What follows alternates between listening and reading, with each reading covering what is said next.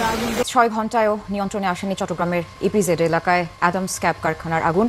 দাউ দাউ করে জ্বলবার কারণে এখানে এই বিল্ডিং এর আগুন নিয়ন্ত্রণে নেবার চেষ্টা আসলে পুরো বৃথা চেষ্টা, অর্থাৎ সেই চেষ্টাটাও আসলে ফায়ার সার্ভিস কর্মীরা করছেন না এখন আর, কারণ এখানে কোনোভাবেই এই বিল্ডিং এর আগুন আর নিয়ন্ত্রণ করা সম্ভব নয়।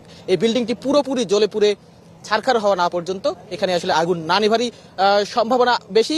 ফায়ার সার্ভিস কর্মীরা চেষ্টা করছেন, তারা আরো আগে থেকেই বলে আসছিলেন যে এই বিল্ডিংটি এক পর্যায়ে ধসে পড়বার একটি আশঙ্কা তৈরি হয়েছে এবং আমরা তাই দেখেছি বিল্ডিং এর টপ ফ্লোর, অর্থাৎ এই বিল্ডিং এর টপ ফ্লোরের ছাদ কিন্তু ইতিমধ্যেই ভেঙে পড়েছে এবং আশেপাশের দেয়ালগুলো আমরা ভেঙে পড়তে দেখেছি, জানালা এবং রডগুলো কিন্তু খসে পড়তে দেখছি আমরা এই আগুনের তীব্রতায়।